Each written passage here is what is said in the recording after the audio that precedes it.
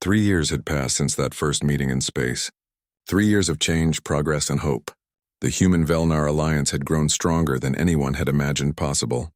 Unity Station floated in orbit around Neptune, a massive structure built by both species working together. It was a symbol of what cooperation could achieve. Admiral Jake Morrison walked through the station's main corridor, returning salutes from both human and Velnar crew members. His promotion had come quickly after Earth Command reviewed his first contact report. Now he commanded the entire integrated defense fleet, responsible for protecting both human and Velnar territories from the Krath threat. The station was always busy. Scientists from both species worked in the research labs, developing new technologies that combined Velnar energy systems with human engineering creativity. Traders moved through the commercial district, exchanging goods and ideas. Children from both species played together in the recreation areas, not caring about the differences that had once seemed so important. Jake entered the command center, where holographic displays showed the positions of every ship in the fleet. Lieutenant Helen Parker stood at the tactical station, studying enemy movement patterns. She was young but brilliant, one of the first humans to command a mixed crew vessel. "Admiral on deck," someone called, but Jake waved the formality away. "Helen, what's the status of the Defiant?" he asked. Helen turned with a smile. "Ready for patrol, sir. My crew is the best in the fleet, human and Velnar working like a perfect machine. Theron, my tactical officer, has taught us combat strategies his people used for centuries. Combined with our human instinct for improvisation, we're creating something new and effective." Jake nodded approvingly. Theron had become something of a legend in the fleet. The Velnar officer had saved Helen's life during a training accident, throwing himself in front of a malfunctioning power conduit. He had been badly burned, but human doctors had saved him using techniques adapted from Velnar medicine. The incident had been reported across both civilizations, a powerful story of friendship and sacrifice. "Good. Keep up the patrols. The Krath have been quiet lately, but that makes me nervous," Jake said. In another part of the station, Claire Anderson sat in a conference room with Velnar trade representatives. She was humanity's chief diplomat, the woman who had negotiated most of the Alliance's treaties. Today's discussion was about expanding agricultural cooperation. "The farming methods you've shared with us have increased our food production by 40%, the Velnar representative said, his translator device rendering his words in perfect English. "Our people are grateful. In return, our energy technology has reduced power costs in your colonies by half." Claire smiled. "It's a partnership that benefits everyone. But I want to talk about more than just trade numbers. I want to talk about culture. We're planning the first joint music festival next month. Human musicians and Velnar sound artists performing together. It's important that our people don't just work together but also celebrate together." The Velnar representative made a gesture of agreement. "Yes, my daughter has become fascinated with human classical music. She plays earth composers on her instruments. It sounds strange but beautiful. This is the alliance I hoped for. Not just military and economic, but personal." Not everyone shared this optimism. On Mars Colony, in a dark warehouse far from the official government buildings, Vincent Drake stood before a crowd of angry humans. He was a former military officer, discharged for disobeying orders during a training exercise with Velnar personnel. Now he led a growing movement of humans who opposed the alliance. "They say the Velnar are our friends," Drake shouted, his voice echoing off the metal walls. "They say we're partners, equals. But look at the truth. They're taking our resources, learning our secrets, and getting stronger while we get weaker. They're using us, and our leaders are too blind to see it." The crowd murmured agreement. These were people who had lost jobs to more efficient Velnar technology, soldiers who resented taking orders from alien officers, citizens who simply feared change. Drake knew how to speak to their fears. "We don't need the Velnar," Drake continued. "Humanity survived and thrived alone for thousands of years. We built ships, conquered space, and spread across the stars without alien help. We should be proud of our independence, not give it away to creatures we barely know." One of his followers, a woman named Patricia, raised her hand. "What can we do? The government supports the alliance. Most people believe in it." Drake smiled coldly. "We show them the truth. We prove that the Velnar cannot be trusted, and we do it in a way that cannot be ignored." Back on Unity Station, Jake was having dinner with Admiral Kethrin, his Velnar counterpart. They met regularly to discuss strategy and had become genuine friends. Kethrin was older than most Velnar. His scales faded to a pale blue, but his mind was sharp and his commitment to the Alliance absolute. I worry about the extremist groups on both sides, Kethrin said, using chopsticks to eat human food with surprising skill. My intelligence officers report that some Velnar also oppose the Alliance. They fear humanity's aggressive nature, your history of war and conflict. Jake sighed. We have the same problem. Drake and his followers are getting bolder. Security arrested 3 of them last week trying to sabotage a Velnar transport. But for every one we catch, 2 more join his cause. Fear is a powerful weapon, Kethrin said. The Krath know this.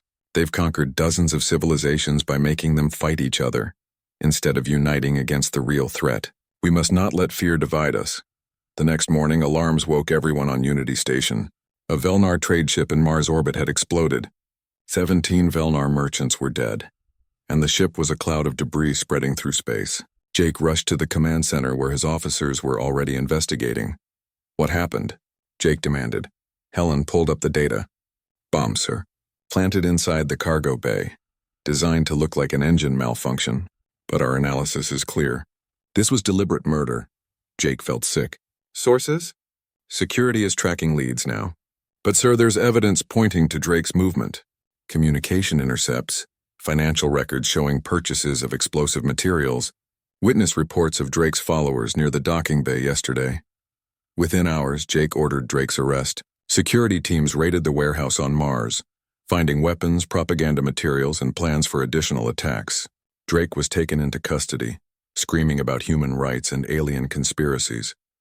The incident sent shockwaves through the Alliance. On the Velnar homeworld, protests erupted. Families of the dead merchants demanded justice, questioned whether humans could be trusted, wondered if the Alliance was worth Velnar lives. Some called for the Velnar to withdraw, to protect themselves rather than risk more deaths. Jake addressed both civilizations in a broadcast that reached billions of people across human and Velnar space. He stood in his uniform looking directly into the camera, his face showing both anger and sorrow. 17 innocent people died yesterday, he said. 17 Velnar who came to our station in peace, who trusted us, who believed in the Alliance. They were murdered by humans who let fear and hatred poison their hearts. This is a crime against everything our Alliance stands for. He paused, choosing his words carefully. Vincent Drake and his followers will face justice under human law. But this is not just a human problem. This is a test of our Alliance. The Krath Empire wants us to turn against each other. They want us to see enemies instead of friends, to choose suspicion over trust. If we let the actions of a few extremists destroy what millions have built together, then the Krath win without firing a shot. On the Velnar homeworld, families watched the broadcast. Some were moved by Jake's words. Others remained angry and suspicious. The leader of the Velnar government issued a statement expressing grief and requesting a thorough investigation. But privately, she told her advisors that trust, once damaged, would not be easily repaired. Helen Parker sat in her quarters on the Defiant, staring at the wall. Theron had come to check on her, sensing her distress. I'm ashamed, Helen said quietly. Drake is human. Those murderers were my people. How can you still work with us after this? Theron settled into a chair designed for his larger frame. Do you hold me responsible for every crime committed by a Velnar? Should I apologize for the actions of Velnar who oppose the Alliance and spread hatred? That's different, Helen protested. No, it's not, Theron said firmly. Every civilization has good people and bad people, those who build and those who destroy. You are not defined by Drake any more than I am defined by Velnar extremists. What matters is that good people on both sides stand together and refuse to let the bad people win. Helen looked at her friend, this alien who had become like a brother to her. You really believe that? I saved your life once, remember? I didn't do that for an alien. I did it for a friend. That hasn't changed. Far away in the dark space beyond both human and Velnar territories, Krath ships observed everything. Their sensors recorded the protests, the anger, and the fear spreading through the Alliance. Krath commanders studied the data and smiled. The first crack had appeared in the Alliance. It was small, but cracks could be widened. Trust could be broken. And when it finally shattered completely, the stars looked different this far from Earth. Commander Jake Morrison stood on the bridge of the horizon's edge, watching the view screen display thousands of distant suns. His crew had been traveling for 3 months, mapping new systems and searching for planets that humans could someday call home. It was routine work, but Jake never got tired of seeing new worlds. The ship hummed quietly around him. Most of the crew was asleep since it was night shift. Only a few officers remained at their stations, monitoring the instruments and keeping watch. Jake was about to head to his quarters when the communications officer suddenly sat up straight.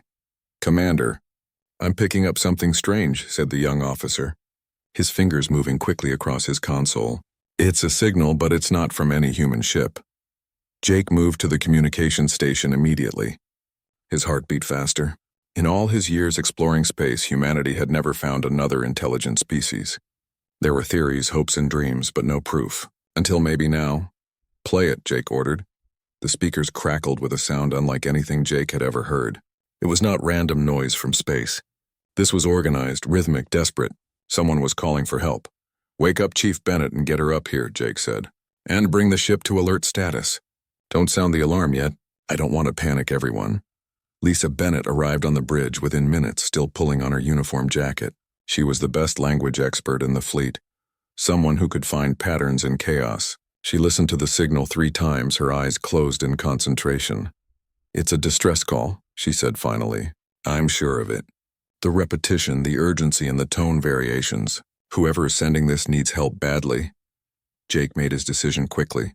"Set a course for the signal source. Maximum speed." The horizon's edge turned and accelerated toward the unknown. It took 2 hours to reach the location. What they found made everyone on the bridge stop and stare. The alien ship was beautiful and terrible at the same time. Its hull was smooth and curved, made of a metal that seemed to shift colors in the starlight. But it was also clearly damaged. Pieces of it were torn open, and small fires burned in the exposed sections. Debris floated around it like a cloud of broken dreams. "Scan it," Jake ordered. "Life signs?" "Reading multiple biological signatures," reported the science officer. "They're alive, but the readings are getting weaker. The ship is losing power and atmosphere." Before Jake could respond, a new voice came through the speakers. This time it was not just sounds. It was words translated by some kind of machine. "Human vessel, this is Captain Velnar's ship Lightbringer. We are dying. Please help us. We mean no harm." The bridge went silent. Jake felt the weight of the moment pressing down on him. This was first contact. This was history. Every decision he made now would echo through the centuries. "Commander, this could be a trap," said Greg Hamilton, the security chief. He was a big man with a suspicious nature. "We don't know these aliens. They could be dangerous, or they could be people who need our help," Jake replied. He touched the communication button. "Lightbringer, this is Commander Jake Morrison of the human vessel Horizon's Edge. We're coming to help you. Stay calm." The reply came quickly, and Jake could hear the relief even through the mechanical translation. "Thank you, Commander Morrison." "Thank you." Jake turned to his crew. "Carlos, get your engineering team ready. Lisa, keep working on the translation. I want to understand everything they say. Greg, assemble a security team, but keep weapons holstered unless I give the order. Amy, prepare the medical bay for alien patients. We don't know what their biology is like, but do your best." Carlos Martinez, the chief engineer, grinned despite the tension. "Finally, something interesting to do. I'll get my tools ready." Amy Peterson, the ship's doctor, looked nervous but determined. "I'll review everything we know about xenobiology, which isn't much, but it's a start." The next few hours were intense. Jake led a team across to the alien ship wearing spacesuits and carrying medical supplies. The airlock opened, and he got his first look at the Velnar. They were taller than humans, with 4 arms instead of 2. Their skin was covered in fine scales that glowed faintly with a blue light.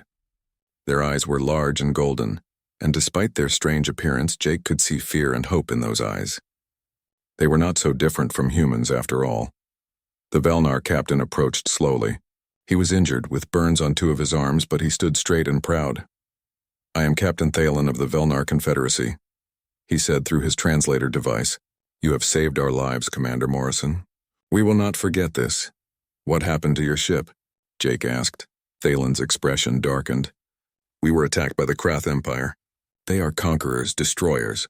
They came without warning and fired without mercy. We tried to fight, but their weapons were too strong. We ran, but they damaged our engines. We thought we would die out here, alone in the dark." While they talked, Carlos and his team worked alongside Velnar engineers to repair the damaged systems. Despite the language barrier and different technology, they found ways to communicate. A broken power conduit was still a broken power conduit, whether you had 2 arms or 4. Carlos showed the Velnar how human tools worked, and they showed him their repair techniques. By the end of the first hour, they were working together like they had trained together for years. In the medical bay, Amy faced her greatest challenge. The injured Velnar had a completely different biology from humans. Their blood was green and thick. Their organs were arranged in ways that made no sense to her training. But pain was universal, and she knew how to treat trauma. She adapted, improvised, and learned. When the first Velnar patient opened his eyes after surgery and made a sound that the translator called gratitude, Amy felt tears in her eyes. After 12 hours of hard work, the Lightbringer was stable. It could fly again, and all the injured were being treated. Captain Thalen stood with Jake on the bridge of the horizon's edge, looking at the stars. "Commander, I must tell you something important," Thalen said. "The Krath Empire is expanding rapidly. They conquer every species they find. They take slaves, steal resources, and destroy any civilization that resists. We have fought them for 10 years, but we are losing ground." Jake felt a chill run down his spine. "Are they coming toward human space?" "Yes," Thalen said quietly. "Your colonies, your worlds, they are directly in the path of Krath expansion. Within 5 years, maybe less, they will reach you, and when they do, they will not offer peace. They will offer only surrender or death." Jake stared at the view screen, thinking about Earth, Mars, Europa, all the human settlements spreading across the stars. Millions of people who had no idea that danger was coming. "What can we do?" Jake asked. Thalen turned to face him directly. "We can help each other. The Velnar have defensive technology, shield systems, and weapons that can hurt the Krath. But we are few and we are tired. Humanity is young and strong and brave. You cross the void to save strangers without hesitation. Together we might have a chance. Apart we will both fall." "An alliance," Jake said. "Yes, an alliance. It will not be easy. Our peoples are different. There will be misunderstandings, fears, and challenges. But the alternative is extinction." Jake thought about his orders, his duty, and his conscience. He was just a ship commander, not a diplomat or a politician. But sometimes history did not wait for the right person to be in the right place. Sometimes you just had to make the best choice you could and hope it was enough. "I'll send a message to Earth Command immediately," Jake said. "I'll recommend the alliance. I'll tell them what I've seen here today. That the Velnar are people worth trusting, worth standing with." Thalen made a gesture that the translator called a bow of respect. "Thank you, Commander. You have given us hope." As Jake watched the Lightbringer depart, its engines glowing bright as it headed home, he wondered if he had just saved humanity or complicated its future forever. Only time would tell. But one thing he knew for certain: nothing would ever be the same again. First contact had been made. The alliance had begun. Lieutenant Helen Parker could not sleep.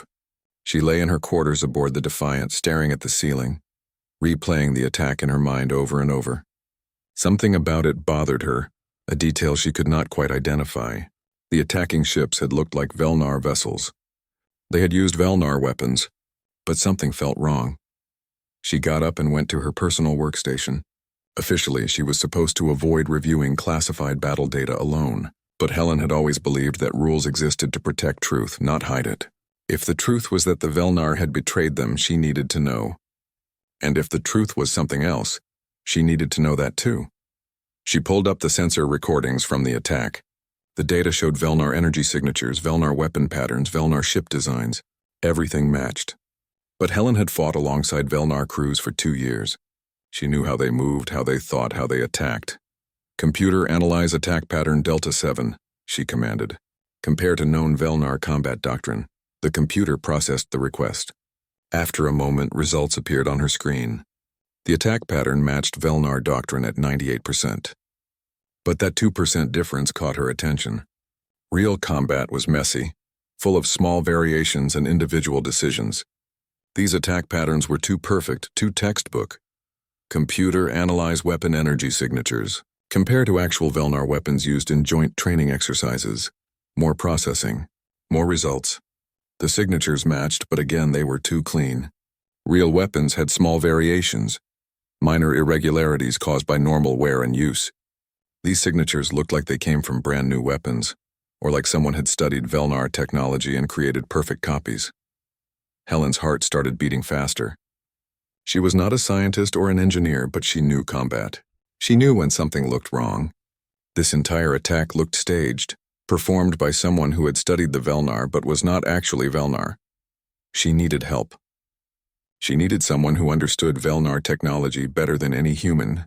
She needed Theron. Getting to the holding area where Velnar personnel were detained was not easy. Helen had to use her security clearance and lie to 3 different guards about conducting an authorized interrogation. She felt guilty about the deception. But the truth mattered more than following rules. Theron sat in a small room with 10 other Velnar crew members. They looked tired and hurt, not physically but emotionally. Being treated as enemies by people they had considered friends was a special kind of pain.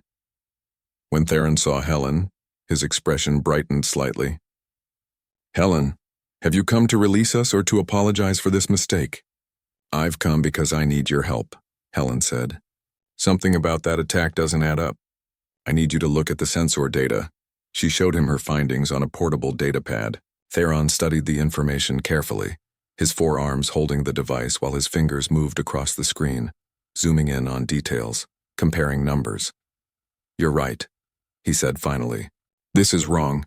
These aren't our ships, or rather they are our ships, but they're not being flown by us. Look here." He pointed to a specific data point. "This energy spike pattern. It only happens when someone unfamiliar with Velnar systems tries to maximize weapon output. A trained Velnar operator would never create this pattern. It's inefficient and dangerous." "So someone else was flying ships that looked like yours?" "Yes, but who and how?" "Our ships have biological security systems keyed to Velnar genetics.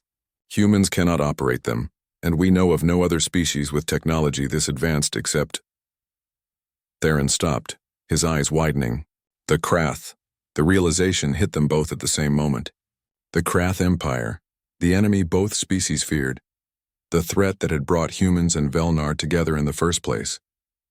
They had the resources, the motivation, and the ruthlessness to orchestrate something like this. "We have to tell Admiral Morrison," Helen said. "Will he believe us? You saw the evidence yourself and doubted. Why would he trust the word of a detained Velnar over his own sensor data?" Helen stood up, her jaw set with determination. "Because I'll make him listen. And because somewhere out there is more proof. We just have to find it." On the Velnar homeworld, science coordinator Lisa was conducting her own investigation. She had spent 2 years working at Unity Station alongside human researchers. She had published papers with human colleagues, shared meals with human friends, and learned to appreciate human humor. The idea that these same humans had suddenly attacked civilian Velnar ships made no sense to her. She accessed the sensor data from the attack on the Velnar convoy. Like Helen, she noticed inconsistencies. The human ships had moved with perfect precision, following attack patterns that were textbook examples of human military doctrine. But real battles were never that clean. Lisa ran simulations comparing the attack data to actual human combat behavior observed during joint training exercises. The differences were subtle but significant. Real human pilots made small mistakes, took calculated risks, showed creativity in their tactics. These attackers had flown like machines following a program. She tried to present her findings to her government, but officials were not interested in evidence that contradicted their narrative. They wanted simple answers, not complicated questions. Lisa realized she would have to find proof herself. Meanwhile, Admiral Jake Morrison made a decision that could end his career. He assigned his most trusted intelligence officer, Kevin Wright, to conduct a covert investigation into the attacks. Wright was a legend in human intelligence services, a man who had survived impossible missions and uncovered secrets that powerful people wanted buried. "Kevin, I need you to find the truth," Jake said during a private meeting in his quarters. "Not the truth I want to hear, not the truth that makes my job easier. The actual truth about what happened to our patrol." Kevin Wright was a quiet man who rarely smiled. He studied Jake with sharp eyes that missed nothing. "What if the truth is that our Velnar allies really did betray us? Then we deal with that reality. But Kevin, I've known Catherine for 3 years. I've fought beside Velnar warriors. I've seen them risk their lives for humans without hesitation. My gut tells me something else is happening here." "Gut feelings don't win wars," Kevin observed. "No, but they sometimes point you toward the real enemy. Will you do this?" Kevin nodded slowly. I'll find the truth. But Jake, if I disappear, don't send anyone after me. Where I'm going, rescue missions would just get more people killed. Kevin Wright vanished that night. His official record showed he had taken a leave of absence for personal reasons. In reality, he had boarded a small unmarked ship and headed for the border regions where the attacks had occurred. For 2 weeks, Kevin searched the space around the battle sites. He used sensors that could detect residual energy signatures and debris that larger ships had missed. He interviewed independent traders who traveled through the area. People with no loyalty to either humans or Velnar and no reason to lie. One trader, a grizzled woman named Captain Sue who ran a cargo hauler, told him something interesting. Yeah, I saw ships around here about a week before those attacks, Sue said. Didn't recognize the design. They were dark, running silent like they didn't want to be noticed. I figured they were smugglers and kept my distance. But thinking back, they were too big to be smuggler ships, more like military vessels. Can you show me where you saw them? Sue pulled up her navigation logs and pointed to a section of space near a small asteroid field. Kevin thanked her and headed to those coordinates. What he found there changed everything. Hidden in the asteroid field, partially covered by rocky debris, was a small Krath forward base. It was not heavily defended because it was not supposed to exist. Kevin's stealth ship, designed for exactly this kind of mission, slipped close enough to scan the facility. The scans revealed everything. Ships that looked like Velnar vessels but had Krath technology inside. Weapons modified to produce perfect Velnar or human energy signatures. And most damning of all, detailed operation plans showing exactly how the Krath had orchestrated the fake attacks. Kevin knew he needed more than sensor data. He needed someone from inside the Krath operation. Someone who could testify to what they had done. He sent out carefully coded messages on frequencies known to be monitored by Krath defectors, people who had fled the Empire and lived in hiding. 3 days later, he received a response. A Krath engineer named Velton agreed to meet him at a neutral location. Felton had worked on the weapon modification project and had become disgusted by what his empire was doing. They're monsters, Felton told Kevin during their secret meeting. They don't just conquer. They make their victims destroy each other first. I've seen them do it to 3 other civilizations.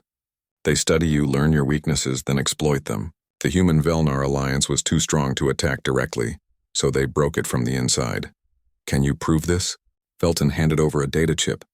Technical specifications for the modified weapons, communication logs between Krath commanders planning the operation, and strategic plans showing how they intend to attack both your species once you've weakened each other. It's all here.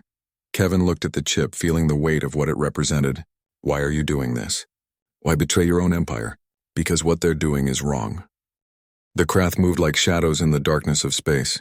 Their intelligence operatives had spent months studying the human Velnar alliance, learning its strengths and weaknesses. Now they were ready to exploit the one weakness that could destroy everything: doubt. Deep in Krath territory, in a war room filled with holographic displays, Commander Zethus reviewed the operation plan. He was a master of deception, someone who understood that the most effective weapon was not a gun or a bomb, but a lie told at the right moment. The humans and Velnar trust each other, but that trust is new and shallow, Zethus explained to his officers. We will plant evidence in their communication networks, showing that each side is planning to betray the other. We will attack their ships using weapons that match their own signatures. When they see their allies firing on them, their trust will shatter like glass. One of his subordinates asked, "What if they investigate and discover our deception?" Zethus smiled coldly. "By the time they figure it out, it will be too late. They will have already destroyed each other." The Krath cyber warfare teams worked with precision. They infiltrated human military networks, planting forged documents that showed Velnar officials discussing plans to seize human colonies.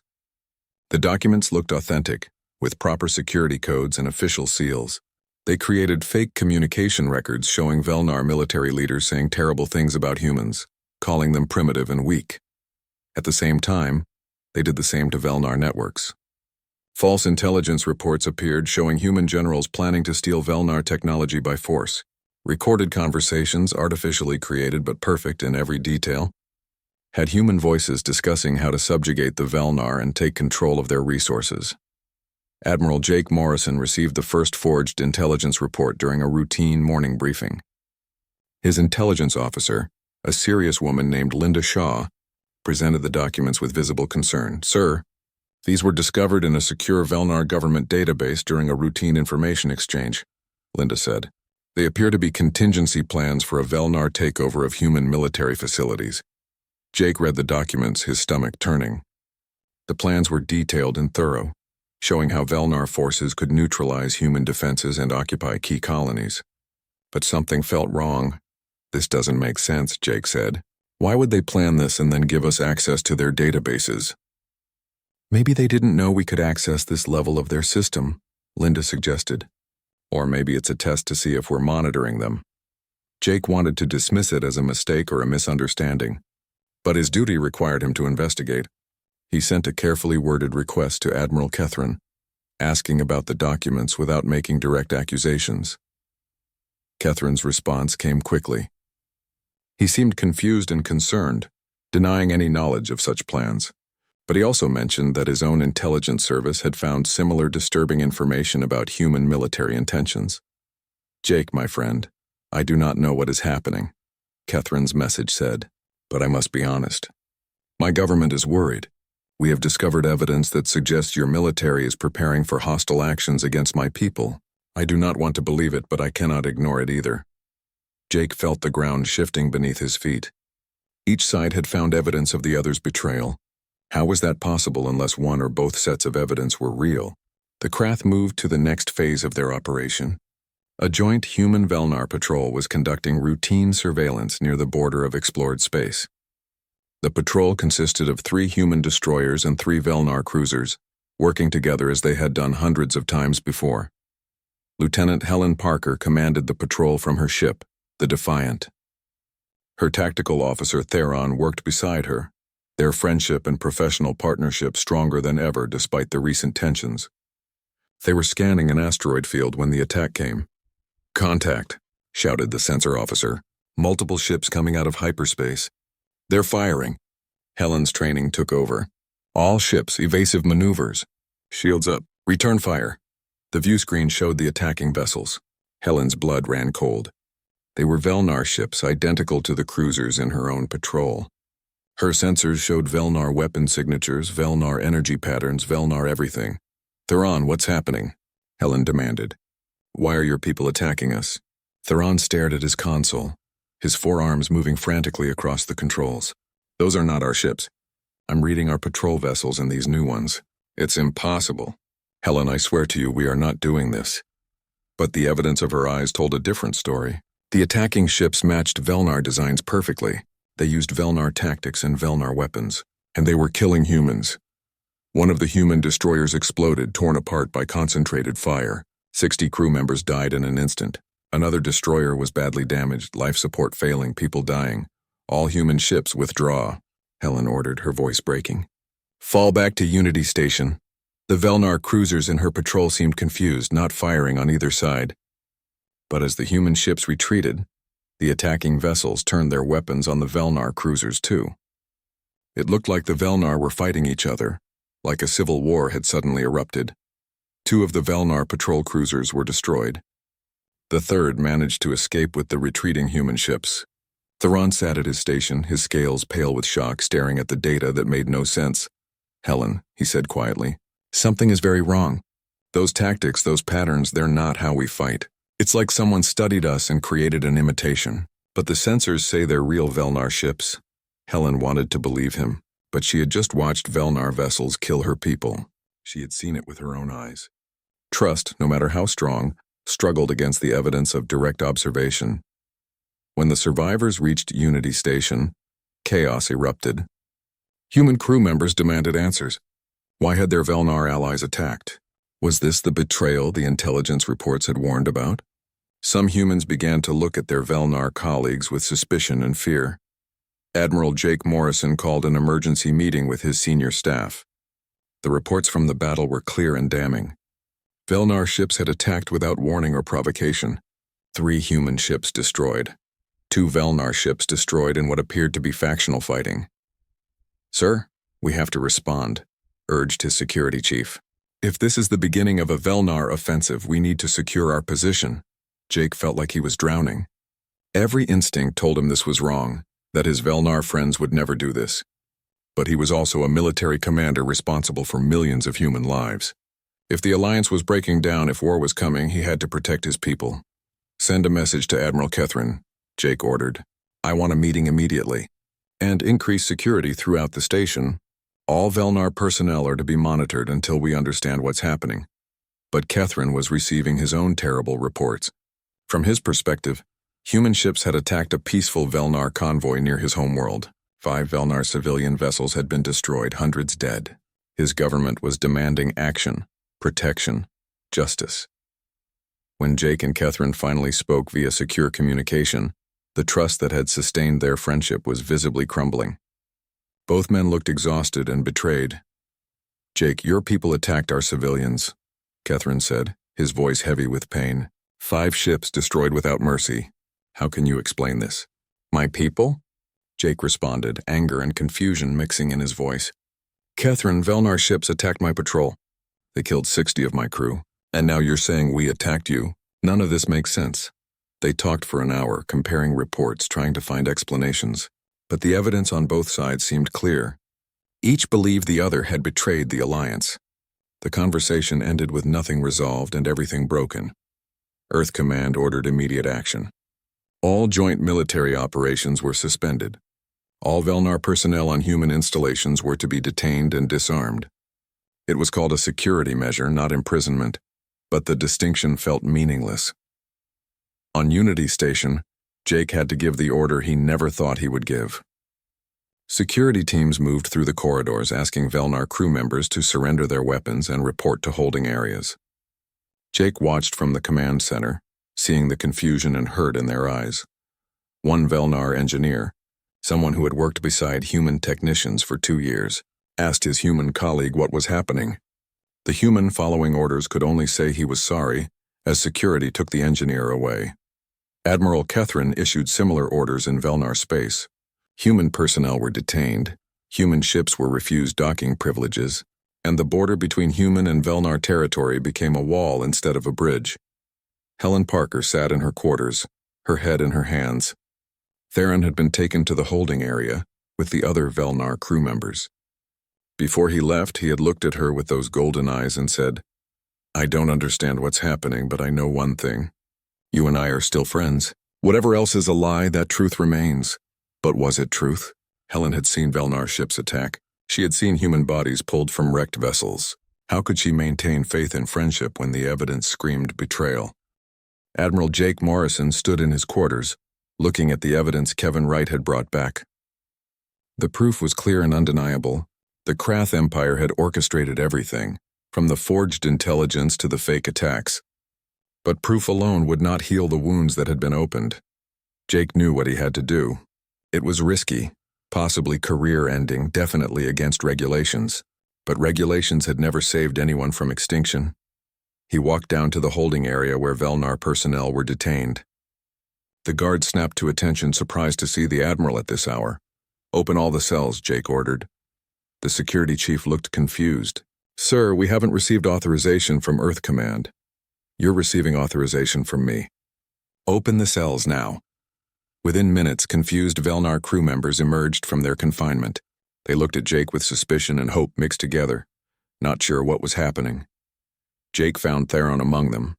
The Velnar tactical officer stood straight despite days of detention, his dignity unbroken. Theron, I owe you an apology, Jake said. I let fear override my judgment.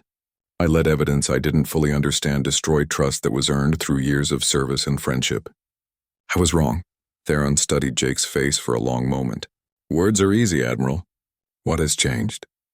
Everything, Jake replied. He explained about Kevin's investigation, the Krath base, the evidence of manipulation. He showed Theron the technical data, the operation plans, the proof that neither humans nor Velnar had betrayed the Alliance. As Theron reviewed the evidence, his expression shifted from suspicion to understanding to anger. They played us like children, made us doubt each other when we should have been watching for the real enemy. Yes, and now I need your help. I'm going to release this evidence publicly to both our civilizations. but it will be more effective if we do it together. Human and Velnar, standing united, showing everyone that the alliance is stronger than Krath deception. Theron looked at the other Velnar crew members, then back at Jake. Our government will be angry that you released us without authorization. Your government will be angry that you're sharing classified intelligence without approval. We could both end up imprisoned for this. Probably, Jake agreed. But if we don't act now, the Krath win. They're massing their fleets right now, preparing to attack while we're divided. We don't have time for politics and protocols. Theron extended one of his 4 arms. Then let's gamble our careers on truth and hope it's enough. Jake took the offered hand, feeling the strange warmth of Velnar's skin against his own. It was not the first time they had shaken hands, but this time felt different. This was not just friendship. This was a commitment to something larger than either of them. Within an hour, Jake had assembled a team of humans and Velnar working together to prepare the broadcast. They gathered every piece of evidence, organized it clearly, and created a presentation that anyone could understand. Claire Anderson, who had been working quietly behind the scenes, joined them. I've been talking to Velnar diplomats through back channels. They're willing to help, but they need something from their side to match your release of the Velnar crew. A gesture that shows good faith. On the Velnar homeworld, Admiral Kethrin was facing a similar decision. He had received his own copy of Kevin's evidence through a secure transmission from Jake. Like his human counterpart, Kethrin understood that following proper procedures would take too long. The Krath would not wait for bureaucracy. Kethrin ordered the release of all human personnel detained in Velnar space. He faced immediate resistance from his government, but he pulled rank and made it happen anyway. Then he coordinated with Jake to ensure both releases happened simultaneously. The joint broadcast went out across all channels, human and Velnar, civilian and military. Jake and Kethrin appeared side by side on screens throughout both civilizations. Behind them stood Helen Parker and Theron, symbols of the friendship that had survived despite everything. Jake spoke first. Citizens of humanity and the Velnar Confederacy, we have been deceived. The attacks that nearly destroyed our alliance were not committed by our allies, but by our mutual enemy, the Krath Empire. He presented the evidence methodically, the sensor analysis showing the attacks were staged, the Krath base hidden in the asteroid field, the testimony from the defector, the operation plans showing exactly how the Krath had manipulated both species. Then Kethrin spoke. We allowed fear to override trust. We allowed doubt to destroy what took years to build. The Krath understood that they could not defeat us while we stood together, so they made us stand apart. They succeeded because we let them. We forgot that trust is not just about believing the best in others. It's also about giving them the benefit of doubt when things look their worst. The broadcast reached billions of people. Some accepted it immediately, relieved to discover their allies had not betrayed them. Others remained skeptical, questioning whether this was just another deception. But the evidence was there, clear and documented for anyone who wanted to examine it. The response from Earth Command and the Velnar government came swiftly. Both Jake and Kethrin were officially relieved of command for acting without authorization. But they were also quietly thanked, because their actions had prevented a catastrophe. More importantly, the broadcast had its intended effect. Public opinion shifted. Protests on both worlds now called for reuniting the alliance rather than ending it. Families who had Velnar friends spoke out. Velnar who had worked with humans shared their experiences. But even as public sentiment changed, the military situation remained dire. Krath scout ships had been detected moving closer to both human and Velnar space. Intelligence estimated the main Krath attack fleet would arrive within weeks. Claire Anderson proposed a bold plan. We need to show the Krath that their deception failed completely. We need to launch a joint operation, something that proves beyond doubt that humans and Velnar are still allies. Helen Parker volunteered immediately. Let me take a mixed squadron into Krath space. We'll hit their forward bases, the ones they used to stage the fake attacks. We'll capture their officers and obtain even more proof of their operation. It was dangerous, possibly suicidal, but Helen believed in the mission. And more importantly, Theron believed in it too. Together they assembled a squadron of volunteers, humans and Velnar, who were willing to risk everything to save the Alliance. The mission planning took 3 days.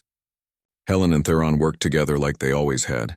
their partnership unbroken by the weeks of separation and suspicion. They knew each other's thoughts, finished each other's sentences, and trusted each other completely.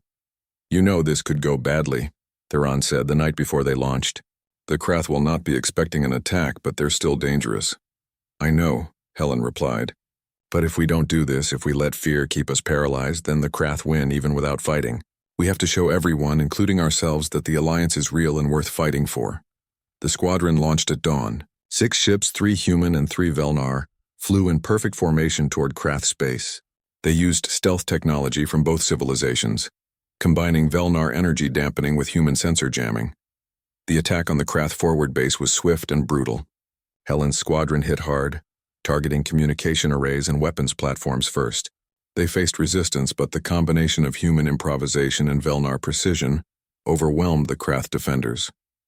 Theron led a boarding party onto the Krath command station. They captured a Krath admiral named Drexus, the architect of the entire deception operation. They also seized complete records of Krath activities, including plans for attacks against dozens of other civilizations. The return journey was harder. Krath reinforcements arrived and pursued the squadron. 2 ships were damaged, and several crew members were injured, but they made it back to Allied space with their prisoners and evidence. The captured Krath admiral was interrogated by both human and Velnar intelligence officers working together. Drexus, realizing his operation had failed, became surprisingly cooperative. Perhaps he hoped for better treatment, or perhaps he simply respected opponents who had outsmarted him. "You surprised us," Drexus admitted. "We've used these tactics against 7 other civilizations, and they always worked. We break the Alliance, weaken both sides, then conquer them separately. But you figured it out too quickly. You trusted each other too much." "Trust is not a weakness," Helen told him. "It's the strongest weapon we have." The evidence from the raid was presented to both governments. This time, there could be no doubt, no political maneuvering, no room for those who wanted to maintain the division. The Alliance was officially restored, though everyone understood it would never be quite the same as before.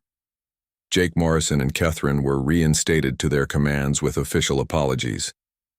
They returned to Unity Station, which was rapidly filling again with both human and Velnar personnel. But the atmosphere was different now. People were more careful, more aware of how fragile trust could be. Claire Anderson organized a ceremony to commemorate the restoration of the Alliance.